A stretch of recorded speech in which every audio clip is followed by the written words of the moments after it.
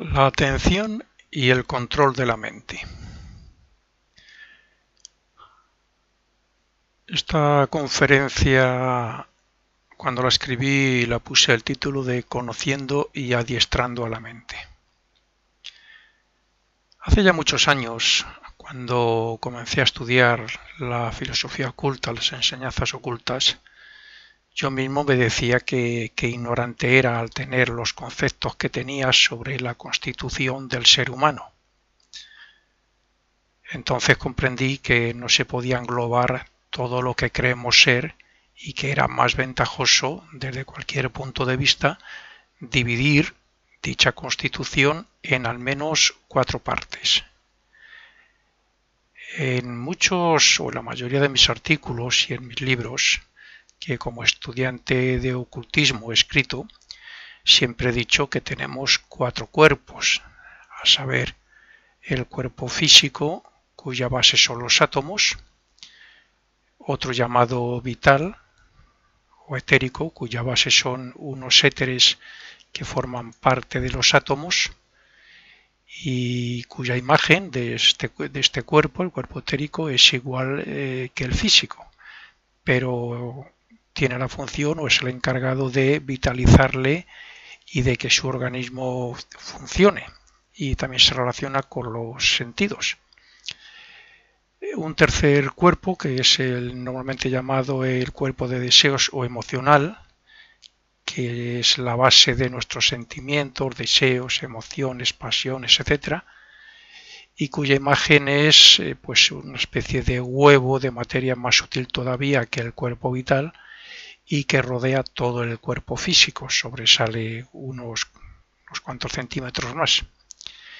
Y por último, que podríamos llamar un cuarto cuerpo, aunque hay quien le llama incluso un sexto sentido, o sea, un sentido, que sería la mente, el cuerpo mental. Es de materia todavía más sutil aún que la anterior, que solo ocupa la parte superior del cuerpo físico y que, como los anteriores, pues compenetra a todos ellos. Esto significa que todos esos cuerpos ocupan un mismo espacio y que todos están en nuestro cuerpo físico, aunque todos ellos sobresalgan desde el etérico hacia arriba, sobresalgan cada uno de ellos un poquito más de la periferia.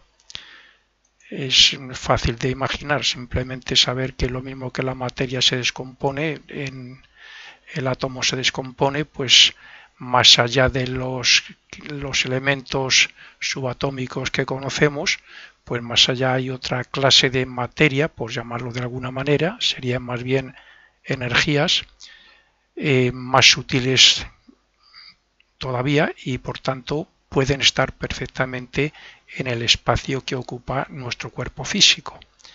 Por lo tanto, la materia etérica es más sutil que las subatómicas que conocemos dentro del átomo, y la de deseos es más sutil todavía, y la que conforma la mente pues más aún, pero todo está dentro del espacio que ocupa el cuerpo físico, como he dicho, aunque sobresalga un poquito más. A este total, con sus expresiones, se le suele llamar personalidad. El ser humano, el cuerpo físico. Pero claro, estos cuerpos no son nada por sí mismos, si no son habitados o si no están conectados a algo superior donde estén integradas la vida y la conciencia. Y ese algo es el espíritu, también llamado a veces alma, ego o yo superior. Este ego se presenta por encima y ante sus cuerpos como voluntad, como vida y como conciencia. La vida que habita el cuerpo físico, nuestra vida, en realidad pertenece a ese yo superior que a su vez es la representación del verdadero espíritu o mónada. La conciencia que tenemos aquí es la obtenida a través de muchísimos renacimientos, la conciencia de vigilia, y la voluntad es lo que tenemos más a mano y que representa a ese yo superior, es un aspecto suyo. Para entender esto hace falta comprender que el cuerpo físico puede actuar por su propia cuenta cuando es gobernado por los deseos y las emociones. Eso lo sabemos perfectamente. A veces el cuerpo actúa por sí mismo sin que pongamos voluntad y sin que tengamos conciencia de ello, simplemente por un impulso. Bien, que ese ser dominado por las emociones, sea un cuerpo que se siente impulsado por una emoción o, por ejemplo, el miedo, bueno, puede ser dirigido y controlado por la mente, lo sabemos perfectamente. Si se razona, una emoción se puede controlar y por él, por supuesto, discernimiento. Y que todo eso, a su vez, se puede gobernar para bien o para mal, eso ya depende del desarrollo de cada uno, se puede gobernar desde la voluntad y a través de la mente, esos 4 vehículos. Es cierto que muchas veces actuamos a raíz de un impulso, un instinto o de forma automática ya por hábitos. Pero de lo que se trata es de que nosotros debemos ser dueños, utilizar y controlar perfectamente de una manera consciente, de una manera voluntaria, esos vehículos. Pero como resulta que el cuerpo físico, aun siendo el más antiguo de todos, es el que más perfección tiene de todos ellos, porque se creó, se formó o lo formamos antes que los demás, es el primero que se formó y siendo también el más desarrollado, que lo es, está a merced de los otros cuerpos y cumple y responde a la influencia que recibe de ellos de acuerdo a lo que percibe con sus sentidos y a lo que llega a su cerebro. Está claro que es necesario que por encima de todo ese conglomerado haya una sola voz, y esa debería ser la del yo, la que nosotros algún día tendremos cuando dominemos todo y ya ese cuerpo, como acabo de decir, ya no puede actuar por su propia cuenta ni expresarse de ninguna manera si no es bajo nuestra propia voluntad y nuestra conciencia. Por eso, no hay que razonar mucho para comprender que en el hombre común actual existe una lucha entre el cuerpo de deseos que impulsa a la acción con sus deseos y emociones dominantes y la mente que, según el desarrollo moral, intelectual y espiritual que cada uno tenga, la mente que intenta frenar en algunos casos a ese cuerpo o bien, por error, complacerse en sus placeres. Como he dicho antes, dependiendo de la evolución que cada uno tenga. Hay quien vive para disfrutar de los bienes materiales y los placeres y del sexo, etc., sin preocuparse apenas nada por lo espiritual, ni lo moral, ni lo intelectual, y otros todo lo contrario, ¿no? Que somos los que aspiramos a una vida superior y a espiritualizar nuestro carácter. Esa lucha existe desde hace muchos miles de años, o sea, muchos renacimientos. Pero lo mismo que cuanto más atrás más poder tenía ese cuerpo de deseos casi animal, es lógico que en cada renacimiento tome más poder la razón y vaya dominando a los sentimientos, deseos y emociones con su discernimiento.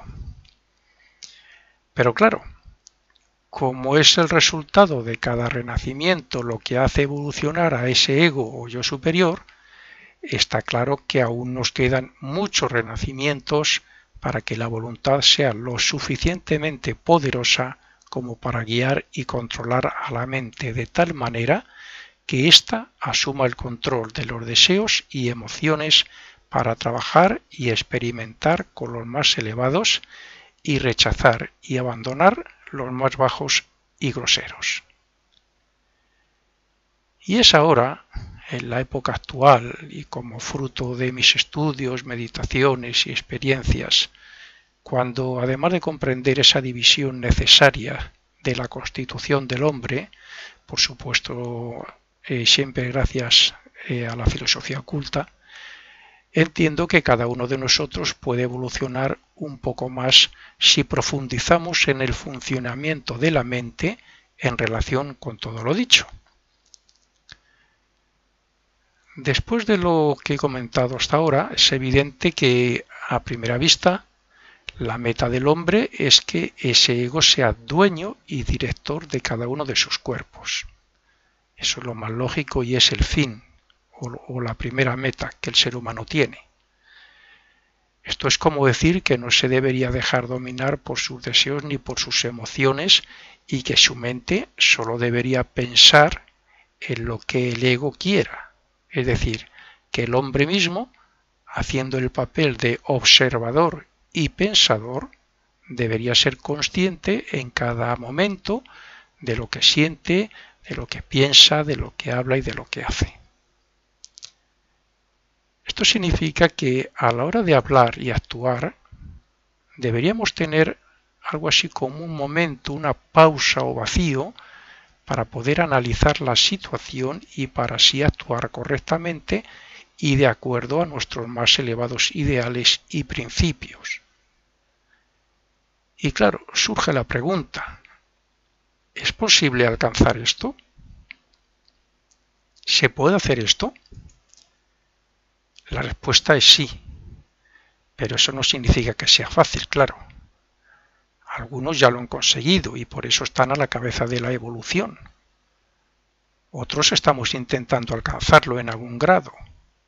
Y otros ni siquiera entenderían lo que estoy diciendo porque creen ser el cuerpo o las emociones o la propia mente y poco más. Saben que tienen voluntad y que piensan y bueno, pues piensan que no hay nada más allá. No hay un orden, no hay un poder sobre otro. Es algo así como lo que dijo esa famosa frase de Descartes. Pienso, luego existo. Se creen que porque una persona piense, existe y es todo. Pero por encima de la razón, encima de la mente, está la voluntad. Y la voluntad tiene un gran poder que apenas conocemos y hay que desarrollar. Porque gracias a esa voluntad es como el ser humano y a través, principalmente en nuestro caso, los aspirantes que estamos relacionados con el mundo del ocultismo, a través de estos conocimientos y sus prácticas y ejercicios, meditaciones, concentraciones, observaciones, oraciones, etc., podemos desarrollar ese gran poder de la voluntad que nos llevará a lo que creo que la mayoría desearíamos alcanzar, que es la iniciación. Aunque en este artículo no voy a entrar en lo que significa ese famoso axioma hermético que dice «Hombre, conócete a ti mismo», es evidente que si no nos conocemos no podremos ver contra quién o qué debemos luchar ni cómo podemos actuar. Por tanto, lo primero que debemos hacer es autoobservarnos e intentar ser conscientes en cada momento, en cada aquí y ahora, para analizar cada una de las siguientes situaciones. Por ejemplo, ¿cómo respondemos y si somos conscientes o no de ello? Si respondemos con voluntad o por instinto o de forma automática. Si perdemos el control ¿y por qué? Si nos dominan aún los deseos, las pasiones o las emociones animales. Si nos damos cuenta de cómo piensa nuestra mente o de qué expresamos ante cualquier incidente y otras muchas preguntas que nos podríamos hacer y en la misma respuesta encontraríamos cómo somos.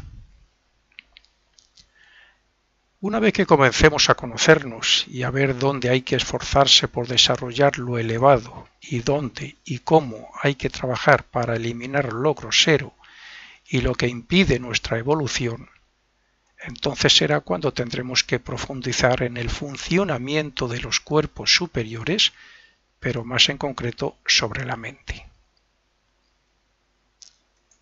Podríamos afirmar que si la mente es comprendida, todo se puede comprender en ella, y que si fuéramos conscientes de todo lo que nos influye o afecta y de lo que somos, alcanzaríamos la meta en poco tiempo gracias al buen uso de la voluntad. Un animal no es malo por tener bajos deseos o instintos, ni un salvaje tampoco por actuar de forma que nuestra conciencia no nos permitiría hacerlo a nosotros en su lugar. Ni otra persona disminuida mental tampoco lo es, porque su mente no es racional y no alcanza a comprender lo que hace. Por tanto, nosotros somos malos cuando y porque razonamos, y cuando ya somos conscientes de lo que hacemos, haciendo el mal al ser inducidos por los deseos, por las emociones, por otras personas, por los impulsos o por los instintos. Por eso somos malos, porque tenemos conciencia y voluntad y razón.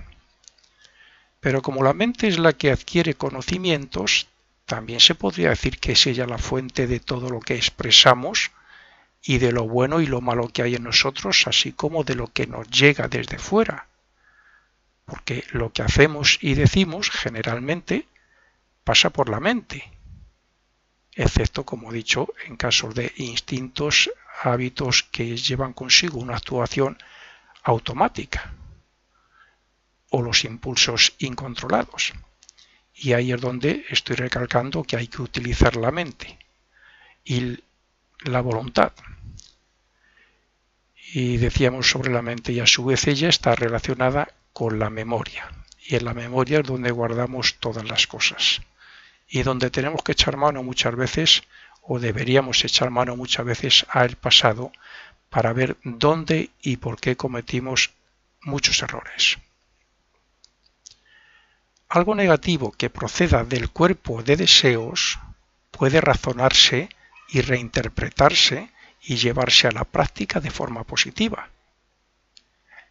Algo deleznable que veamos que hacen los demás nos puede inducir a hacerlo, pero razonándolo a la luz de la conciencia y del discernimiento, nos hará cambiar de parecer y lo evitaremos. Por tanto, es el cambio voluntario a través de la voluntad, cambio voluntario interno, consciente, con conciencia, con intención o inconsciente algunas veces, pero por repetición y por medio de la buena voluntad, hasta que se produce el hábito, es lo que produce los cambios en lo externo. Lo interno, a través de la meditación, la observación, la concentración, el discernimiento, etc., es lo que produce los cambios en lo externo. Cuando lo interno es poderoso por la propia evolución, solo es necesario hacerse consciente de uno mismo y dirigir la mente para producir el cambio y tomar la decisión correcta. Hacerse consciente de uno mismo me estoy refiriendo a si me dicen alguna cosa y me molesta, en vez de responder automáticamente y sin pensarlo, con otra respuesta que sería más ofensiva, igual o más incluso, hacerse consciente de uno mismo es en ese momento decir, cuidado,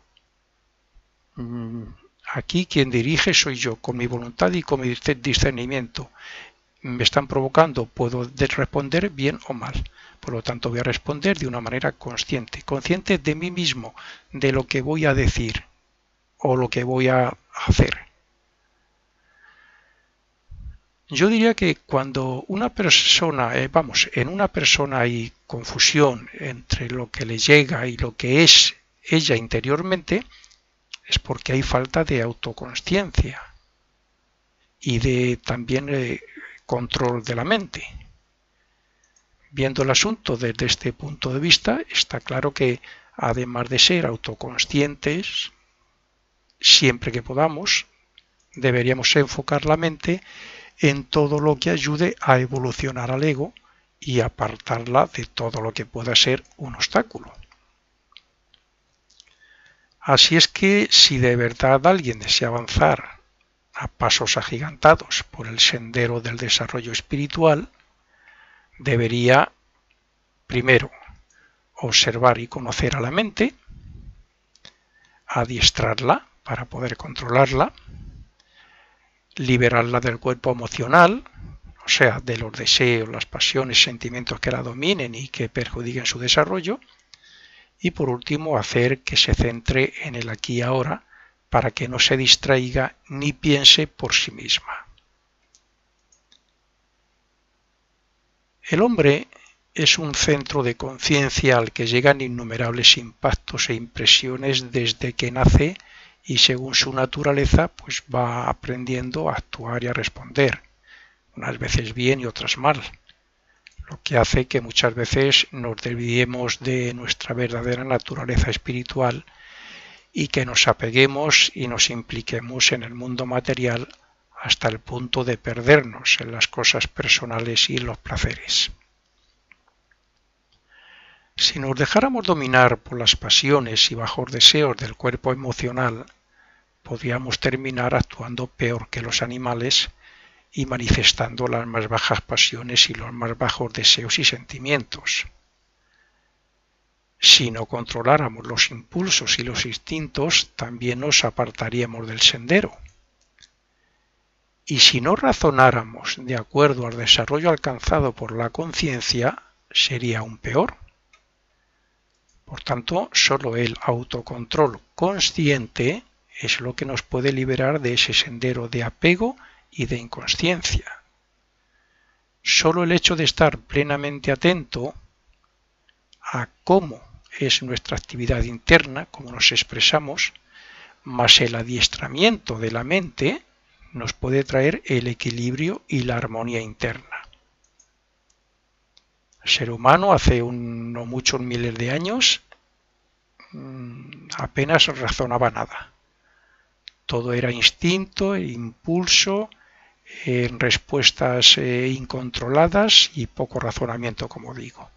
Hoy hemos llegado, aunque la mente es el último vehículo adquirido, el último cuerpo, es el menos desarrollado, sin embargo, es tan poderosa que en poquitos miles de años hemos alcanzado un gran poder sobre el control del cuerpo físico, de esos instintos, de esos impulsos, de esos hábitos y sobre todo también un control sobre los deseos más bajos y los sentimientos y las emociones más animales. Por lo tanto, si hemos conseguido eso, debemos seguir en esa línea, pero controlando, teniendo un perfecto control sobre la mente y teniendo un control a través de la voluntad de todo lo que realmente somos.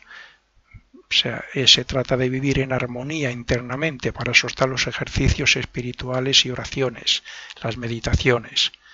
Vivir en una perfecta armonía interna que es la que nos permite razonar, dar esa pausa antes de responder automáticamente o instintivamente o impulsivamente. Es vivir dentro de una paz interna que nos permita actuar o responder o expresarnos con discernimiento y con conciencia. Si, como he dicho, pudiéramos parar solo unas milésimas de segundo antes de pensar, de hablar y de actuar, aunque hay veces que sí lo hacemos, encontraríamos esa paz interna, esa armonía que nos permitiría vivir de otra manera, relacionarnos e incluso amarnos de otra manera. Pero para eso, repito, es necesaria una atención plena que registre nuestro comportamiento en el mundo, lo que significa intentar ver las cosas desde el punto de vista del ego, el pensador u observador. Nuestra expresión y nuestra actuación en el mundo es interesada y egoísta y poco altruista, poco fraternal, incluso poco imparcial. Y eso nos lleva a juzgarlas y a intentar manejarlas, a interpretarlas según nuestro propio desarrollo interno. Pero como este aún no es muy elevado, pues tenemos la mala costumbre de poner etiquetas personales a todo, hasta el punto de que son esas etiquetas las que determinan nuestras acciones y reacciones. Si a través del discernimiento, de la buena voluntad y de una verdadera atención intentáramos ver las cosas tal como son, sin etiquetar, nuestro desarrollo interno sería otro. Cuando digo etiquetar, llamo etiquetas a calificar, por ejemplo, de bueno, malo, raro, bonito, inútil, agradable, repugnante. Estoy diciendo de verlo tal como son, sin enjuiciar, sin etiquetar, sin juicios subjetivos añadidos, ni siquiera de lo que tenemos guardado en la memoria. Porque si tenemos guardado en la memoria la etiqueta este ser me repugna, cuando vemos a un señor que no sé por qué tuvimos un problema con él y lo etiquetamos así, si lo tenemos guardado tampoco sirve. Hay que etiquetarlo de nuevo, por decir de alguna manera que hay que tomar conciencia o discernir sobre esa persona de otra manera. Pero quitar las etiquetas que perjudican nuestro desarrollo. Eso que teníamos guardado en la memoria. Si fuera así, si lo hiciéramos, consiguiéramos cambiar esto, pues tendríamos más claridad y más tiempo para actuar ante cualquier circunstancia. La mayoría de las personas vamos por la vida sin apenas ser conscientes de lo que hay o lo que ocurre a nuestro alrededor. Miramos, pero no observamos. Vemos, pero no prestamos la suficiente atención como para ser conscientes de los detalles. No nos damos cuenta de que la atención sobre lo que nos rodea y la observación de nuestro aspecto interno, de nosotros mismos internamente, son la base de la memoria consciente. Cuando, además de mirar un objeto, ponemos nuestra atención en sus detalles, surge una comparación con lo observado en el pasado y un darse cuenta de la relación de lo observado con el observador. De ahí que si hay interés en lo que se observa, haya una coordinación de las experiencias y una relación entre la atención y la memoria. La atención u observación sin relación con la memoria apenas aporta nada respecto al conocimiento, a las experiencias y a la memoria. Por eso lo aconsejable para extraer beneficio de la vida cotidiana es observar con atención, hasta en los detalles, para que se guarde en la memoria, como así se aconseja en ocultismo. De esta forma es más fructífero el trabajo que hacemos por las noches, y también lo será en el resultado de lo que asimilamos después de la muerte. Esto lo saben los estudiantes, en particular los estudiantes de filosofía oculta de la Fraternidad Rosacruz. El trabajo que hacemos por las noches es muy importante que durante el día prestemos esa atención hasta los detalles, practiquemos una observación perfecta. Porque eso también, después de la muerte, va a tener mucho que ver con la recopilación de la película de nuestra vida, de las experiencias de la vida que nos tenemos que llevar. Y eso a su vez va a repercutir, en bien o en mal, dependiendo de cómo se haya hecho, en el fruto, en la quinta esencia que vamos a extraer de las experiencias. Cuando volvemos a sentir nuestra vida en lo que normalmente llamamos purgatorio y cielo. Cuando observamos los objetos de la percepción y del pensamiento en sus detalles, es como pasarlos por un filtro para convertirlos en material fiable sobre el que se puede enjuiciar, tomar decisiones, teorizar, etc.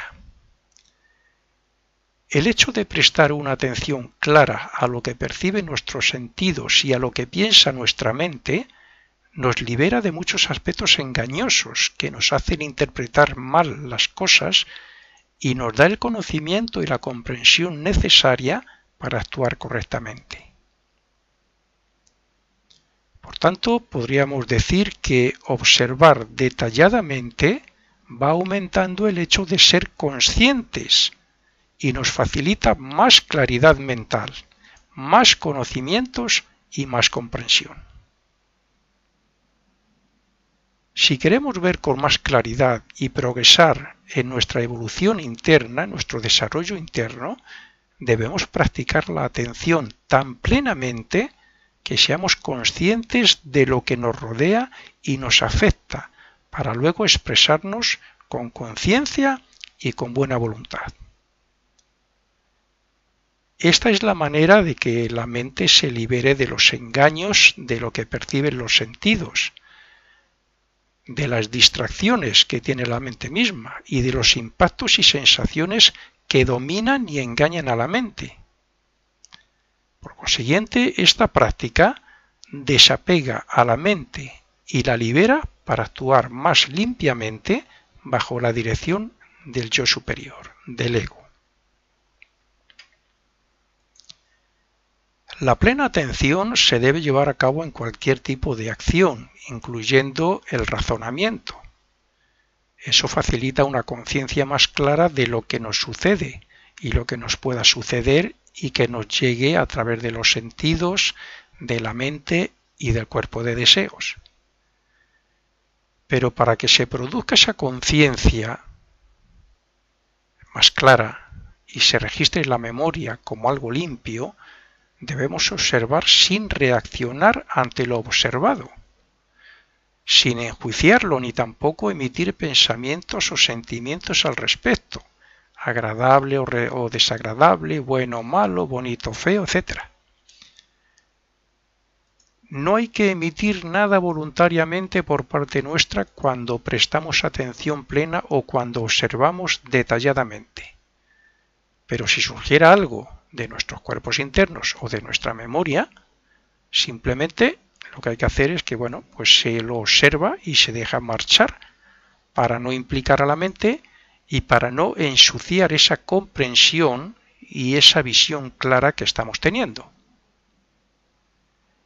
Este sería el proceso receptivo de la mente que limpia y prepara el trabajo para adquirir un conocimiento más real y consciente para la memoria.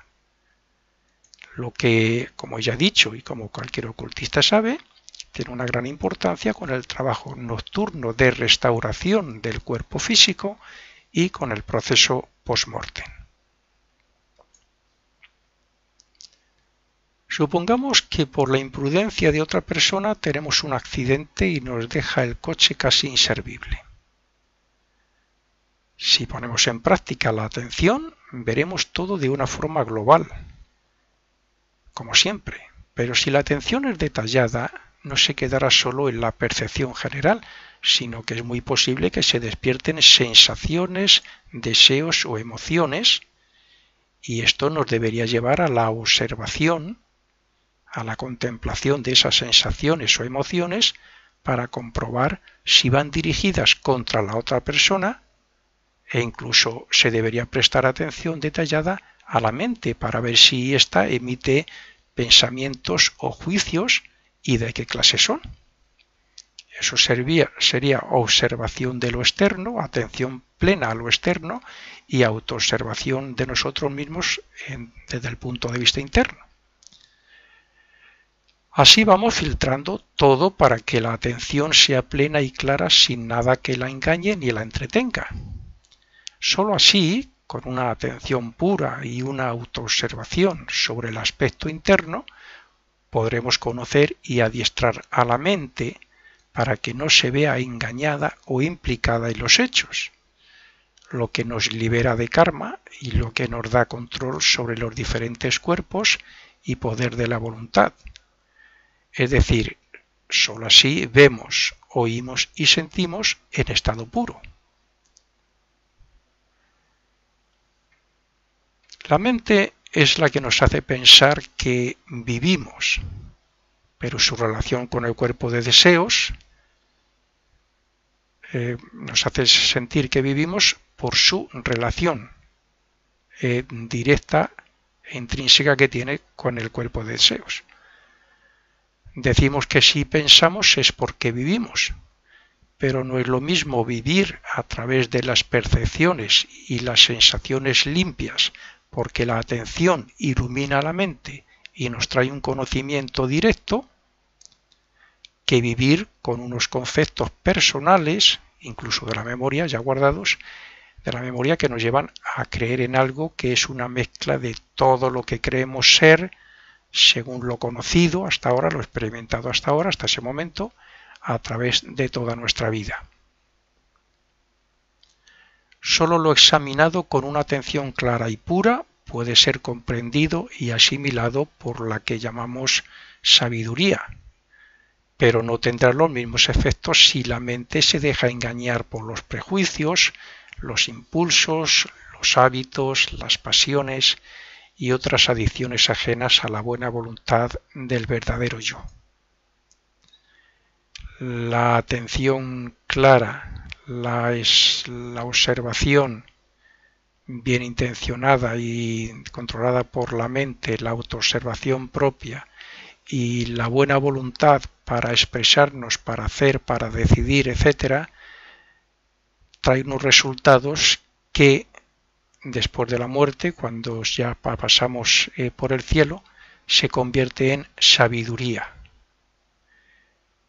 Si nos dejamos llevar por los impulsos del cuerpo de deseo, la actuación instintiva, los impulsos incontrolados, la mente actuando por su propia cuenta y pensando lo que quiere, y los impulsos animales, etcétera, los resultados, después de todo eso y después ya de pasar por el cielo, serán menos de la mitad respecto a lo que estamos hablando de la obtención de sabiduría.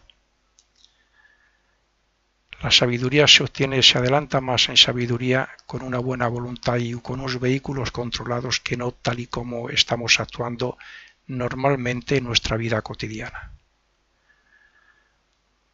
La verdadera atención u observación nos facilita la posibilidad de investigar un asunto de una manera profunda, desapegada y desapasionada, a la vez que encontramos la relación entre lo observado y el observador que está por encima de la mente.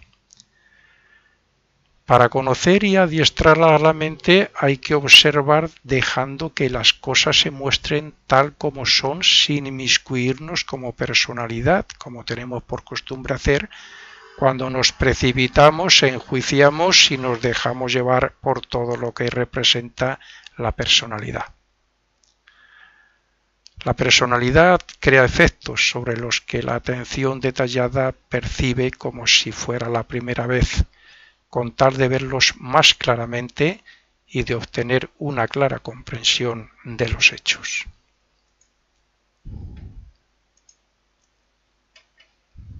Simplemente saber que lo mismo que la materia se descompone, el átomo se descompone, pues más allá de los elementos subatómicos que conocemos, pues más allá hay otra clase de materia, por llamarlo de alguna manera, serían más bien energías más sutiles todavía y por tanto pueden estar perfectamente en el espacio que ocupa nuestro cuerpo físico.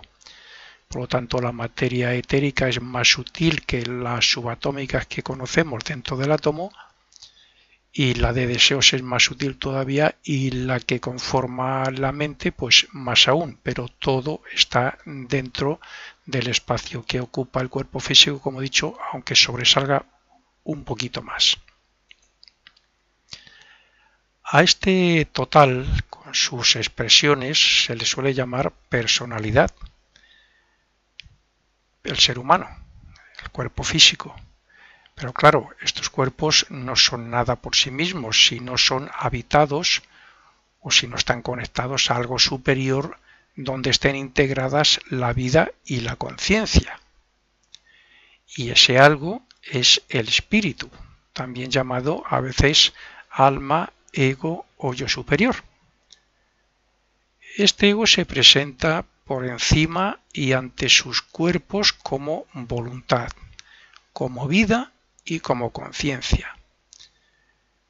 La vida que habita el cuerpo físico, nuestra vida, en realidad pertenece a ese yo superior que a su vez es la representación del verdadero espíritu o mónada. La conciencia que tenemos aquí es la obtenida a través de muchísimos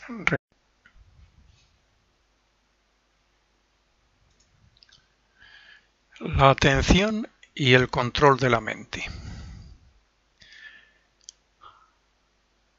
Esta conferencia, cuando la escribí, la puse el título de Conociendo y adiestrando a la mente. Hace ya muchos años, cuando comencé a estudiar la filosofía oculta, las enseñanzas ocultas, yo mismo me decía que ignorante era al tener los conceptos que tenía sobre la constitución del ser humano. Entonces comprendí que no se podía englobar todo lo que creemos ser y que era más ventajoso, desde cualquier punto de vista, dividir dicha constitución en al menos 4 partes. En muchos o la mayoría de mis artículos y en mis libros, que rodea todo el cuerpo físico, sobresale unos cuantos centímetros más. Y por último, que podríamos llamar un cuarto cuerpo, aunque hay quien le llama incluso un sexto sentido, o sea, un sentido, que sería la mente, el cuerpo mental. Es de materia todavía más sutil aún que la anterior, que solo ocupa la parte superior del cuerpo físico y que, como los anteriores, pues compenetra a todos ellos. Esto significa que todos esos cuerpos ocupan un mismo espacio y que todos están en nuestro cuerpo físico, aunque todos ellos sobresalgan desde el etérico hacia arriba, sobresalgan cada uno de ellos un poquito más de la periferia.